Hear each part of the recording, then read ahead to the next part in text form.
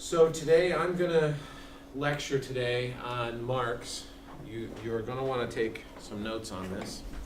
The very first thing we need to know about Marx is that he is a student of philosopher, and his first set of ideas are about what makes us human. We covered this last time that I lectured. And for Marx, what makes us human is our creative capacity, otherwise known as labor. The ability to make of the world around us what we imagine in our head, to shape the external world. You know what? I don't like walking around with bare feet. I'm going to make shoes. I imagine the shoes first, and then I bring to bear my creative energy and my physical capacity, and I shape the world around me to make shoes. But it's not only the physical world, it's also the social world that we shape. Right? I imagine a family, and I engage in certain activities across my lifespan to construct that family. So that is essentially what makes us human to Marx. The second principle then to understand from Marx is that we can organize labor. And that is the basis of society. When a group of people come together and decide to construct their labor in a certain pattern, that's society. The third principle then to know about Marx is that the way you organize labor has certain power consequences. Some people benefit, some people do not benefit. When you take all of the creative capacity of a society, the labor of a society, and you organize it in a certain way, whether that way be the manor system, or the industrial system, or the information age that we live in now, however you organize the creative capacity, the labor of the society, we'll call that the forms of production. That is, the ideas of a society, the dominant ideas of the society grow out of the relationships of the society. So if we were to go and look at the dominant ideas of feudal Europe, those ideas proffered by the church or the thinkers of the time, to us would be silly, but in the time made total sense and justified the relations of production and the forms of production.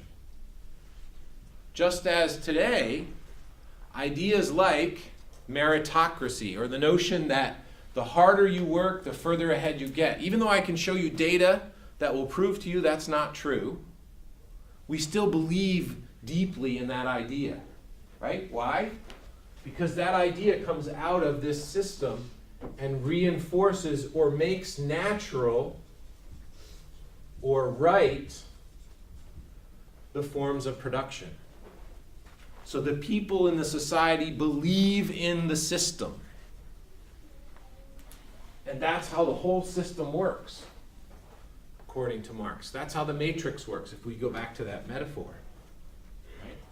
So surplus labor is the labor not paid, labor cost not paid to the workers because of the dollar per hour calculation.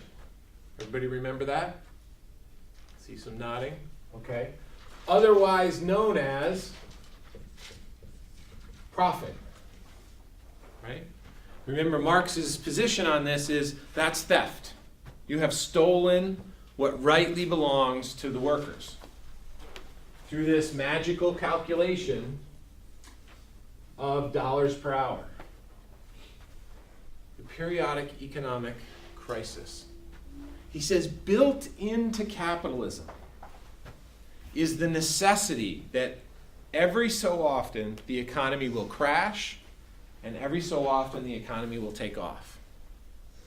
That's the way capitalism works. It's predictable, and it's necessary for capitalism to function. So the economy goes on a curve like this. Okay? In fact, we just came through, or are on our way through one of these lows. Pretty deep low. And believe it or not, Marx in the 1840s is saying this is going to happen. It's not going to happen once. It's not going to happen twice. It's going to happen regularly. Now, it's when the economy goes down because of one industry bubble, it affects everybody. Right? When the economy went down in housing, that meant a catastrophic wave out through the economy so that people making cars are also affected. And if people making cars are also affected, then the people who do the dry cleaning for the people who make cars are affected. And if those people are affected, then the people who ship the dry cleaning chemicals to the dry cleaners are also affected. So it ripples out through the economy like a wave. Okay? And so you have this periodic economic crisis, and from Marx's perspective, he says, remember, there are owners and there are workers. And in a system like this, the owners and the workers are affected differently. In a system like this, the owners, they kind of ride the wave like this. Because they have so much wealth that when the economy tanks, it doesn't matter because their wealth is not dependent on salary. Right? Owners don't get their wealth from salary. Where do they get their wealth from? Where do owners get their wealth from? Assets. They get their wealth from profit. Right? So their profit goes up, they bank a lot of it, their profit goes down a little bit. Their profit goes up, their profit goes down a little bit. Their profit goes up, their profit goes down a little bit. They don't have to be employed. They don't have to be collecting a paycheck because their wealth comes from profit. The worker, on the other hand, gets their wealth from the paycheck, the dollar per hour paycheck, right?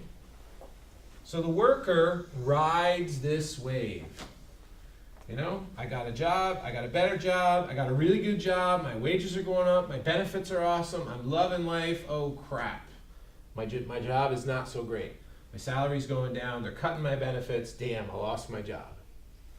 Right? That's the flow for the worker. Marx says this is not sustainable. As the economy gets bigger and bigger, and as this dip gets deeper and deeper and deeper, the workers are not going to put up with it. Eventually the workers are going to get really pissed off. Right? And in London at his time, remember, this dip is getting so deep that they're not even paying subsistence wages anymore. They're not even paying you enough to live on. You can't even survive. Unions are responsible for the 8-hour day workday. Without unions advocating for that law, the workday would be 16, 18, 20 hours a day. There would be no such thing as overtime. Unions made that happen. Okay? Unions argue for safe work environments.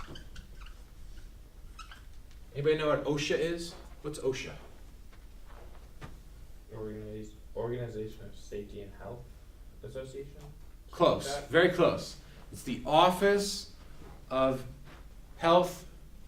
Safety and Health Administration. It's a government agency whose job it is to make sure that in your workplace, your employer is making sure to do everything reasonable to keep you safe as a worker. That wouldn't exist except unions said, you know what, too many people are losing their arms in the printing press. Too many people are losing their legs manufacturing Model T Fords or whatever. We need some rules that make our employers keep us safe as workers. Now, what does the owner think about that? The owner doesn't like that because the owner now needs to take a portion of that profit and make the factory safe, right? So it cuts into profits. So the conclusion here is what you may or may not have been taught about Marx is probably not accurate because Marx is actually a pretty brilliant social economist. In the 1840s, he is looking at the very birth moments of capitalism and saying, hey folks, this is what's going to happen. You need to wake up and pay attention. This is what's going to happen. And indeed, it has happened. And today, you live in a society that is underpinned by some of his ideas about how to make capitalism more stable for the workers, to flatten out this up and down curve. In the end, he believed no matter what you did, the workers were eventually going to revolt and change the system and take owners out. I think where he was wrong was in underestimating the power of the dominant ideology of the society to convince people that it's the best system. And stop imagining that there might be another way to organize labor that would lead to a different set of social relations and a different set of ideas in the society.